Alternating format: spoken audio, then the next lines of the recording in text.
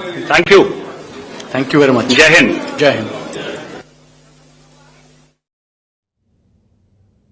ये बड़ी खबर इस वक्त आपको बता रहे हैं, पहलगाम हमले का जवाब देना जरूरी था और ऑपरेशन सिंदूर जारी है। पाकिस्तान ने एलओसी पर घुसपैठ की कोशिश की, डीजीएमओ ने ये बताया और पूरे विस्तार से मीडिया को ये जानकारी दी गई, लोगों तक ये पहुंचाने के लिए जानकारी दी गई कि आतंकी ठिकानों को तबाह किया गया और खुफिया सूत्रों से 9 आतंकी ठिकानों की जानकारी, हालांकि ज्यादा आतंकी ठिकानों की जानकारी थी, लेकिन उसके बाद जब इस बात की जानकारी पुख्ता हो गई कि इन 9 जगहों पर यहां पर जमावड़ा है, उसके बाद यह कार्रवाई की गई और किस तरीके से कार्रवाई की गई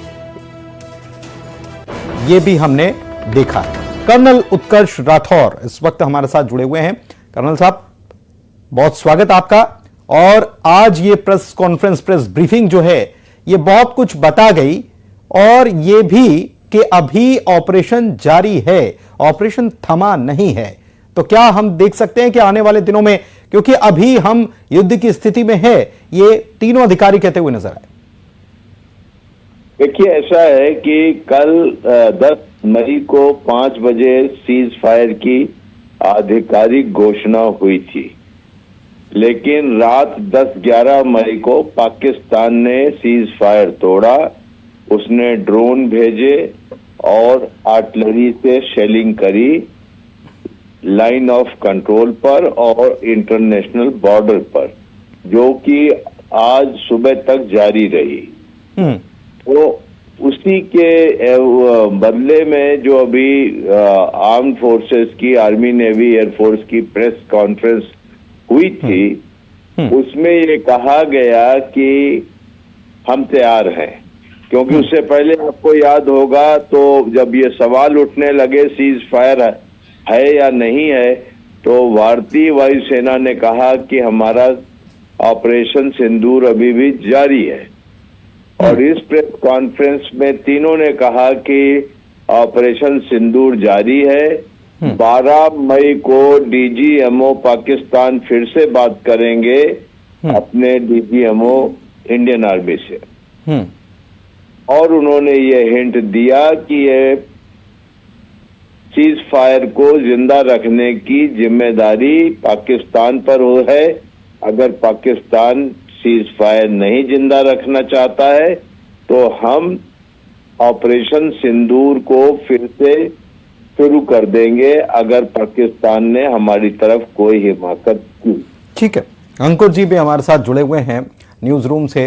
सर, मैं समझना चाहूंगा, ये पूरी प्रेस कॉन्फ्रेंस जो है, इसमें ऑपरेशन सिंदूर जारी है ये कहा गया, तो ये क्या मैसेज है कि अभी कार्रवाई और की जाएगी, या फिर अगर तोड़ा तो फिर हम कार्रवाई करेंगे? कैसे हम इसको समझेंगे सर? देखिए पुलिस, सबसे पहले हमें ये समझना होगा कि पहली बार डीजीएमओ लेवल के सैन्य अधिकारी आते हैं, वो बताते हैं कि पूरा ऑपरेशन क्या था। दरअसल काफ़ी लोगों के मन में कई तरह की बातें थी कि ऑपरेशन कैसा हुआ, क्या कितने हम उसमें सक्सेसफुल हुए। तो आज डीजीएमओ तीनों सेनाओं के थे, उन्होंने बताया कि कैसे कैसे इस ऑपरेशन को अंजाम दिया गया, पाकिस्तान में कितने एयरबेस हमने हिट किए और कितने आतंकी मारे गए, और साथ ही सवाल का जवाब भी दिया जो आपने पूछा है कि अगर पाकिस्तान फिर से कोई ज़रूरत करता है तो उसका जवाब क्या होगा।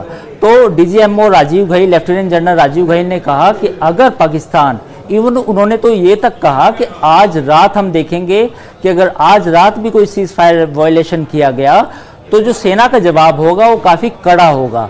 तो कुल मिला के सेना ने साफ तौर पे कह दिया है कि इस समय भी हम युद्ध जैसे हालात में हैं, और अगर दुश्मन हमें किसी भी तरह का फिर से छेड़ने की कोशिश करेगा तो सेना उसका जवाब देने के लिए बिल्कुल तैयार है।